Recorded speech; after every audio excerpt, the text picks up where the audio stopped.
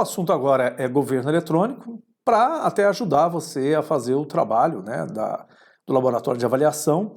E aí vamos falar um pouco e vamos falar sobre o futuro, vamos falar sobre perspectivas futuras, sobre as minhas recomendações. Afinal de contas, esse é o nosso último vídeo, no final da semana, né, nós não teremos mais novo conteúdo, né, lá no vídeo, a gente publica só no começo da semana.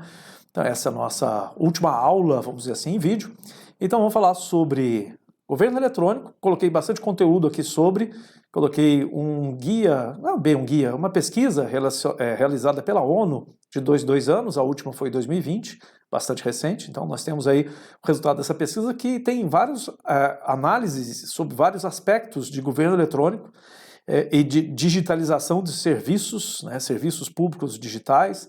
E essa pesquisa é bastante extensa, feita em centenas de países, e o Brasil está lá num ranking, né, que, surpreendentemente, né, principalmente por causa da pandemia, de 2018, a penúltima, para 2020, a última pesquisa, o Brasil deu um salto de um país com alto índice de governo eletrônico para um grupo de muito alto índice de governo eletrônico, ou seja, nós estamos na elite mundial do governo eletrônico, que é liderado pela Coreia, em segundo lugar, Coreia do Sul, óbvio, em segundo lugar, a Estônia, surpreendentemente, né?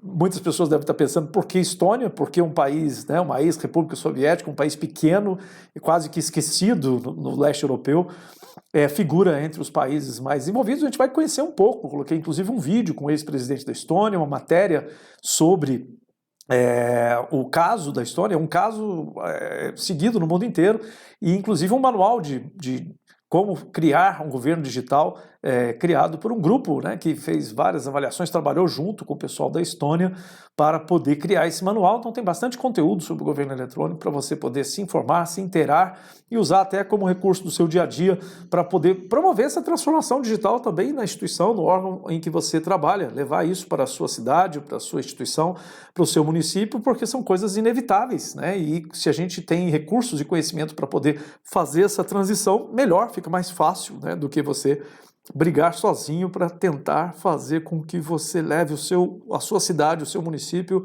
para esse novo patamar, né, que a gente está enxergando de transformação digital, que foi extremamente acelerado. Então o Brasil está na elite hoje dos países que estão com alto índice de governo eletrônico, de infraestrutura de telecomunicações. Apesar de todos os problemas que nós temos, existem muitos outros países muito piores, né, do que nós, então nós não podemos reclamar. Temos muito que melhorar, mas não podemos reclamar da situação de infraestrutura, que é um dos grandes limitadores hoje em dia. Por exemplo, né, vários países que têm iniciativas muito boas de governo eletrônico só não avançam exatamente porque não tem uma infraestrutura necessária, não tem nenhuma infraestrutura semelhante à nossa do Brasil. Principalmente os países africanos e outros países da própria América Latina e América Central que sofrem desses problemas. Isso acontece na Ásia também, mas e no Oriente Médio, né, surpreendentemente, países com muito dinheiro, né, com muito royalty de petróleo, ou muito PIB, faturamento alto, né, de exportação de petróleo, mas mesmo assim não tem uma infraestrutura que possa ser acessível pela população, criando o que a gente chama de exclusão digital. Países ricos onde as pessoas são excluídas digitalmente, assim como a gente viu na aula passada sobre a exclusão da língua, né? Até a própria professora, né, falando sobre o apartheid da língua, apartheid da comunicação, que divide a sociedade entre quem consegue e não consegue entender, compreender texto.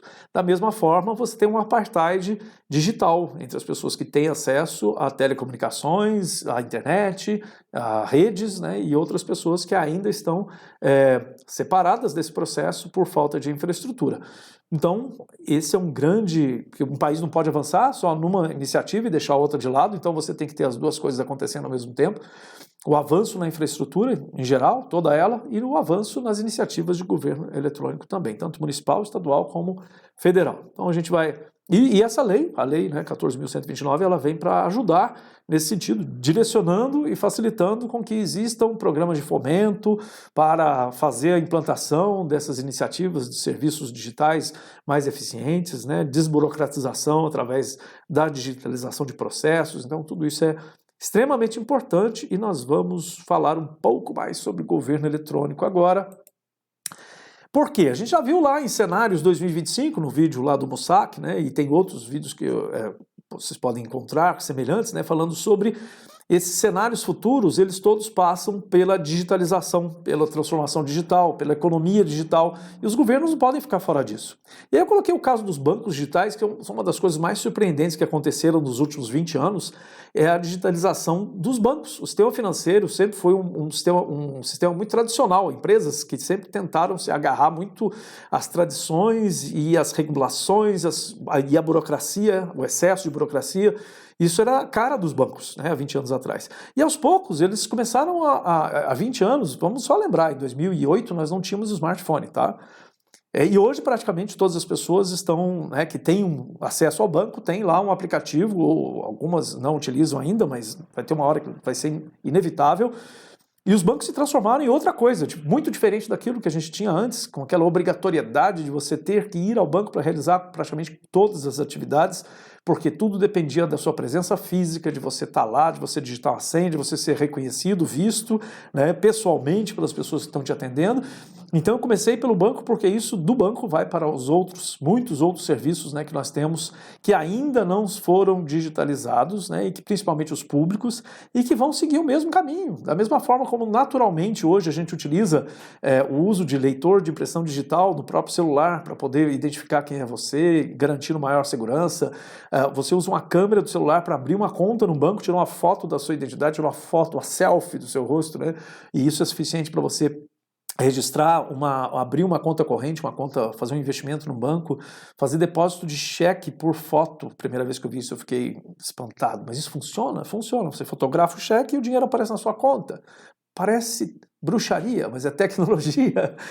Isso é algo que a gente era impensável 10 anos atrás, né? E a gente hoje está falando de Pix, que é uma revolução também no nosso jeito, né? Praticamente tudo vai passar a ser feito de maneira digital. Algumas coisas através do Pix, que foi uma grande revolução, mas outras estão vindo através, por exemplo, do WhatsApp, que oferece os mesmos recursos que você tem no Pix, fazendo dentro de um ambiente que você já está, onde você não precisa estar dentro de um aplicativo de banco, mas usando um aplicativo que todo mundo tem no seu celular, mesmo que você não tenha nenhum aplicativo de banking, né, de banco eletrônico, banco digital, você tem o WhatsApp e você vai fazer transações como pagamentos, transferências, recebimentos através do WhatsApp. Isso já está aprovado. Open Banking, quem ia imaginar que um banco ia trocar informações com o outro, obrigatoriamente, trabalhar com dados abertos e contribuir de um banco para outro. Eu tenho informações sobre você porque você é dono dos seus dados. Então eu quero que o banco X passe os meus dados, meu score bancário, por exemplo, para o banco Y.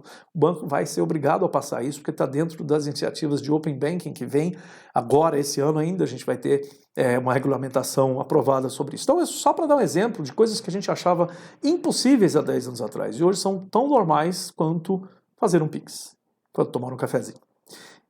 Não com o gerente do banco, porque faz tempo que a gente não pode ir lá no banco fazer graça e presencialmente. Mas outras coisas que vão acontecer, que são inevitáveis, são o home office. A gente viu que é possível e vários órgãos públicos mandaram seus servidores, né, para casa durante algum período, outros, né, ainda estão, outros por um curto período, mas viram que funciona. Então isso vai ser uma tendência muito forte no governo e o governo eletrônico vai ficar cada vez mais dependente de tecnologia exatamente por causa disso, porque o home office vai incentivar que outras iniciativas de governo sem papel, de assinaturas eletrônicas, que elas sejam mais espalhadas, estejam mais presentes entre os servidores, entre as pessoas, entre os usuários de serviços. Então, isso é naturalmente, né? E a Estônia começou desse jeito. Tudo que podia ser feito de maneira digital, eles fizeram. E por isso mesmo, como isso começou há quase 20 anos atrás, esse processo de transformação da Estônia, que vocês vão conhecer a história e vão acompanhar esse trabalho, fez com que as pessoas enxergassem muito cedo que não há diferença de valor entre as coisas feitas presenciais e feitas online. Não há diferença de certificação, de segurança entre uma coisa feita pessoalmente ou feita online. Então, desde o momento que eles entenderam isso, e foi muito antes da gente, eles começaram a confiar mais na tecnologia e colocar mais coisas sendo feitas através de recursos tecnológicos, e o governo digital deles avançou numa velocidade absurda, tanto que eles são referência para outros países muito mais ricos, muito mais evoluídos tecnologicamente, como o Japão, como a própria China, que cresce a níveis absurdos, absurdos, e a Estônia está na frente deles nos rankings de governo eletrônico. Hoje, vocês vão ver lá, as únicas coisas que você não consegue fazer online na Estônia é casar, separar e transferir imóvel. O resto todo, inclusive eleições presidenciais, são feitas pela internet, sem que as pessoas tenham que ir a nenhum local. Então, isso é um salto que aconteceu a partir do momento que as pessoas confiaram na tecnologia. Uma coisa que já estava acontecendo e que a gente vai ver cada vez mais também era, as empresas privadas já faziam isso, agora as públicas estão fazendo, bring your own devices. As pessoas não vão mais chegar num setor, num trabalho e usar o equipamento da empresa, do órgão público. Você vai utilizar o seu equipamento. Você vai fazer a maioria das coisas no seu notebook, até porque num sistema de home office, um sistema híbrido que você trabalha alguns dias em casa, alguns dias na empresa, você não vai ficar usando 2, 3, 4 computadores diferentes, você vai ter um só, e possivelmente vai ser o seu, né? E muitas vezes você não vai nem ter um computador, você vai fazer tudo através do seu smartphone, né? E lógico, isso é ainda num curto espaço de tempo. No médio e longo espaço de tempo, as coisas vão acontecer de maneira bem diferente do que a gente está acostumado hoje, como a gente viu, espero que você tenha visto, a vida após o smartphone, em que você vai ter outras formas de interagir com dados, com tecnologia, que não são nem o smartphone, nem o tablet, nem o computador, mas são todas as oportunidades em dispositivos que a gente nem tem eles hoje ainda, mas que eles vão existir e tomar conta da nossa atenção. Espaços de coworking vão ser cada dia mais comuns, já são no serviço privado, vão ser no serviço público. Você vai ter uma redução do custo exatamente porque as pessoas não vão ter a obrigação de ter um espaço reservado para cada uma das pessoas, mas você vai ter espaços compartilhados, onde as pessoas usam de acordo com a necessidade, sob demanda. Preciso ir a um lugar, fazer uma reunião, utilizo aquele espaço, depois aquele espaço ele é liberado para uso de outras pessoas, e isso é muito natural que aconteça no serviço público, e aí vem não só a ideia de home office, mas a ideia de anywhere office. O escritório pode estar em qualquer lugar e você vai ver muito mais essas coisas acontecendo com os nômades digitais. Você vai ver servidores públicos, por exemplo, brasileiros estão morando lá no Uruguai e estão trabalhando e prestando serviço, né, lá em Montevidéu, lá em Punta del Este, mas estão prestando serviço para os seus órgãos. Isso as empresas privadas já estão fazendo e o serviço público será o próximo, né, a ter essa ideia de nômades digitais. As pessoas não precisam estar no mesmo local geograficamente para realizar as suas atividades. E é o caminho natural, né? Então, a gente está falando sobre coisas que parecem ser ainda muito distantes, assim como há 10 anos o banco digital era muito distante. Assim como a gente não imaginava que a gente não ia precisar mais ir ao banco para fazer praticamente nada, né? Se você não precisar sacar nem depositar notas, cédulas, né, você não precisa ir ao banco para fazer nada, né? Mas nada. Todas as outras atividades são feitas de maneira digital. E parecia impossível há 10 anos, hoje não é. Da mesma forma, algumas coisas que eu falei que parecem impossíveis hoje, daqui a 10 anos não serão. E a gente tem que preparar, não só para aceitar essa mudança, mas para promover essa mudança, se é que ela é necessária, se é que ela vai ser benéfica. E parece que sim, porque as empresas estão indo nesse caminho e a gente tem que entender e saber como, né, traçar esse caminho, né, fazer essa caminhada. E aí grandes recomendações que eu digo, né, para vocês e que a gente tem visto, eu acompanho e visito e participo de atividades de vários laboratórios de inovação para fazer com que o governo seja mais eletrônico, mais digital, essa transformação digital aconteça, o que a gente vê sempre é criar junto, né, fazer tudo, não só, a gente individualmente tem pouca capacidade de transformação, fazer junto com outras instituições que já estão mais avançadas, juntos com parceiros do setor público e privado, junto com o próprio usuário, que nunca pode ser deixado de fora dessa equação. Fazer junto, criar junto é criar junto com a pessoa que é maior interessado no resultado do governo eletrônico. Ele tem que estar participando desse processo.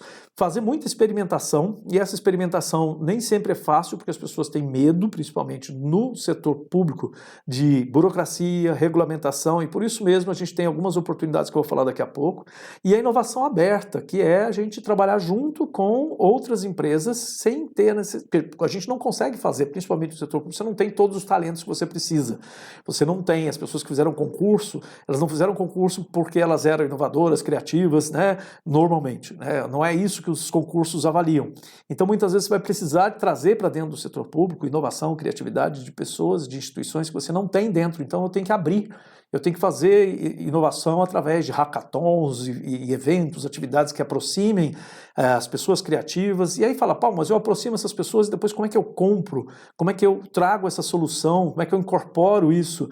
E aí a gente tem um marco legal das startups, que é a Lei Complementar 182, publicada agorinha, há dias, né, foi publicada a lei que trata exatamente dessas questões que a gente tem que aprender a lidar com elas para poder caminhar em direção ao governo eletrônico, que são as compras públicas, principalmente a encomenda tecnológica, como é que você compra, né, de empresas, por exemplo, que são startups, como é que eu abro uma licitação para uma empresa que não tem 2 meses de CNPJ, né? É possível? Sim, é possível, desde que você obedeça à Lei Complementar 182, que traz uma série de novidades. A lei está aqui para você poder ler e entender, não é o objetivo, né, desse curso, mas com certeza vai auxiliar muito que você entenda como fazer isso, né? Como é que eu posso fazer inovação aberta, eu, setor público, junto com o setor privado, junto com as startups. A sandbox, é possível você criar ambientes regulatórios experimentais, ou seja, tem algo que ainda não é legalmente possível, eu posso criar um protótipo e testar esse protótipo num ambiente que a gente chama de sandbox, que é uma caixa de testes, uma caixa de areia, onde eu vou testar isso, e se isso se provar válido, aí sim, por isso mesmo, experimentação é super importante, aí sim eu transformo isso, eu transformo a lei para poder transformar em legal aquilo que não havia previsão, né? E isso está na nossa lei complementar, a possibilidade da existência desses sandbox, né? Então é algo fundamental para a gente fazer com segurança a nossa inovação pública, porque muitas vezes as pessoas têm receio, como é que eu vou inovar? Não existe lei que preveja, que deixe. Então você faz isso num ambiente regulatório provisório, experimental, e depois você verifica a validade disso e depois você amplia para o geral. E as redes de conhecimento, né, que também estão lá na lei e falam sobre, e é exatamente sobre o criar junto lá do começo, né? Muitas vezes a gente não tem condições, por exemplo, como município, de criar tudo que eu preciso criar, de fazer tudo que eu tenho que fazer, porque eu não tenho as habilidades todas, e aí a gente busca na rede. E as redes existem muitas, né? Aqui eu citei só 3 exemplos, mas existem centenas de laboratórios de inovação que fazem parte de redes nacionais, estaduais e até redes mundiais de inovação no setor público. Aqui a gente tem o exemplo do 011 Lab, que é de São Paulo, e faz todo um processo de inovação, inclusive o próprio, a própria software, né, que eu comentei, que é de tradução, né, da língua complexa para a linguagem simples, né? Está lá disponível no site. Você pode criar um texto, por exemplo, enviar e submeter isso dentro de uma ferramenta que eles têm, que fazem uma avaliação e apontam o que tem de certo e de errado no seu texto. Se você quiser fazer um teste, né, verifique isso lá no site do 011 Lab.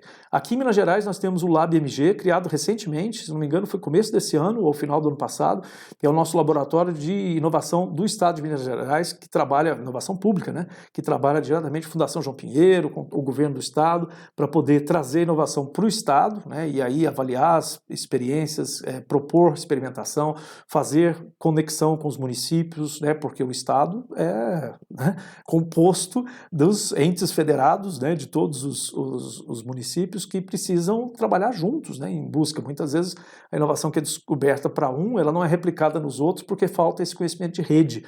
As redes são essenciais e no governo federal nós temos o Genova, que é da ENAP, da Escola Nacional de Administração Pública, que é o Inovação em Governo, que é um laboratório para auxiliar os órgãos, outras instituições, a fazer inovação.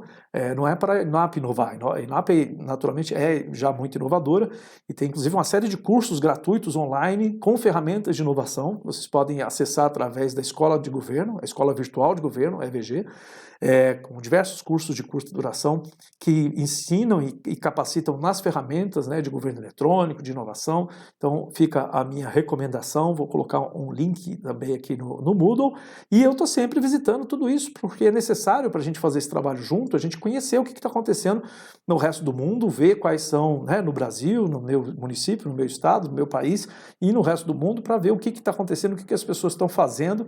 Eu visitei agora, esse ano passado, 2020, né, um laboratório de inovação em governo chamado Coralia, e Atenas, onde eles fazem essa aproximação das indústrias na Grécia, que não são muitas, e graças ao momento de crise que eles já viviam muito antes do Covid, da pandemia, a Grécia passou por uma crise econômica seríssima, né?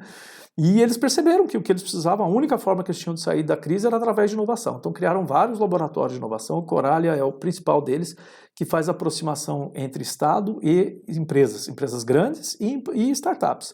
Porque isso é inovação aberta, é o Estado promovendo o encontro entre os problemas das empresas grandes do Estado com as startups que são capazes de propor soluções, né, para o Estado.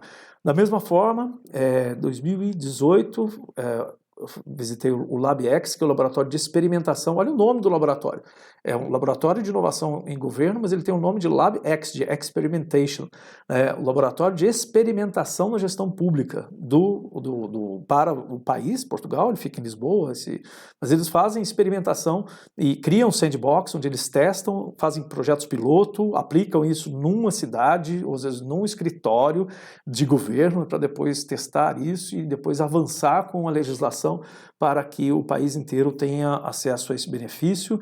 Aqui o Nesta, em Londres, que é um laboratório imenso, com mais de 200 pesquisadores do mundo inteiro trabalhando nesse laboratório, e eles mandam gente do Nesta para o mundo inteiro também, para conhecer as inovações que estão acontecendo no resto do mundo. Então, por exemplo, um dos pesquisadores, está nessa foto, agora me falhou o nome dele, quando eu cheguei lá, ele falava português. Eu falei, como é que você fala português? Ele falou, eu passei 2 anos no Brasil pesquisando inovação no governo de São Paulo. Eu falei, poxa, você sai de Londres para vir fazer aqui? Para isso que a gente faz no Nesta. A gente vai procurar as melhores inovações que tem no mundo para trazer para cá, para difundir essas inovações para o resto do mundo, para quem não conhece ainda, porque tem muita coisa boa acontecendo em inovação em governo no mundo inteiro e que é desconhecido, né? Porque fica preso dentro daquele... A gente mesmo não sabe, né? Não é o caso aqui de eu ficar contando quais são as inovações, né, do governo de São Paulo, mas então eles vieram aprender aqui para expandir esse conhecimento para o resto do mundo.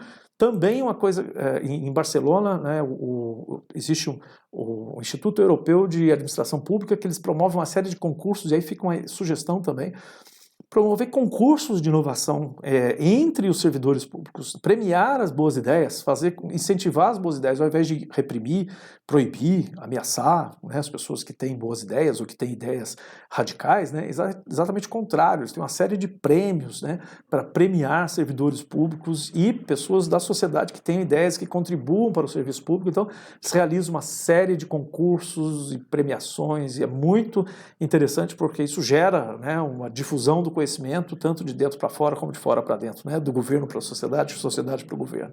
Então a gente tem um monte de coisas acontecendo, né, ao mesmo tempo, no mundo inteiro, e a gente tem que estar ciente, sabendo, né, dessas interações, do que está acontecendo, né,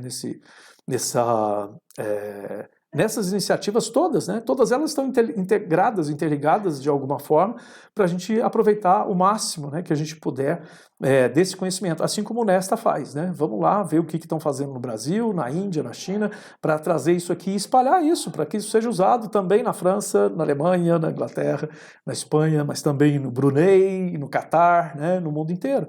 E isso acontece dentro de um país tão grande como o nosso, a gente tem realidades tão diferentes, a gente tem que fazer isso também.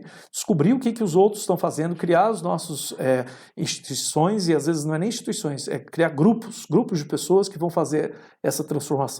Gerar essa possibilidade de transformação nos grupos, né, de pessoas, e elas vão promover, assim como no Brasil, vários órgãos públicos hoje têm os seus laboratórios, seus núcleos de inovação, porque não foram criados pela presidência, não foram criados por decreto, por portaria, mas foram criados por grupos que decidiram, entre eles, se organizar e gerar, né, esse conhecimento e fazer a organização desse conhecimento e as relações dessa instituição com outras instituições com o objetivo, né, de inovação. Para fechar, como eu disse, está aqui disponível essa pesquisa da ONU de 2020 sobre o governo eletrônico, com todos os rankings. Ela está em inglês, mas no site tem ela em espanhol. Infelizmente não tem tradução para português, mas quem tiver mais facilidade com o espanhol é só entrar no site, que o link está lá, nesse próprio relatório, e baixar a versão em espanhol, e aí tem um resumo executivo de 5, 6 páginas, né, e depois tem um relatório imenso de 300 e tantas páginas que você pode entender em detalhes o que é avaliado nessa questão do governo eletrônico. Então,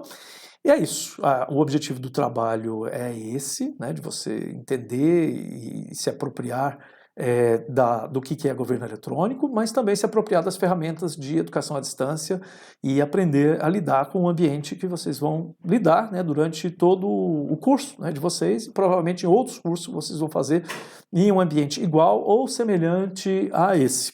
E para isso eu desejo, logicamente, muito sucesso, né, que vocês tenham aprendido bastante, que ajude bastante vocês.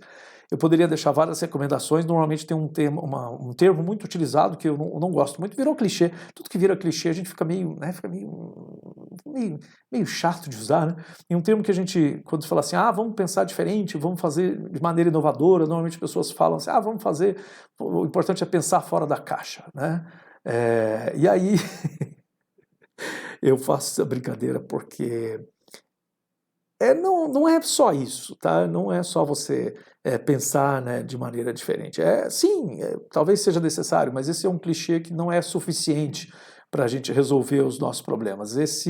A solução e a minha sugestão, e aí baseado em essas últimas coisas que eu mostrei para vocês, é muito mais em relação a esse desenho, que é o fazer juntos, né?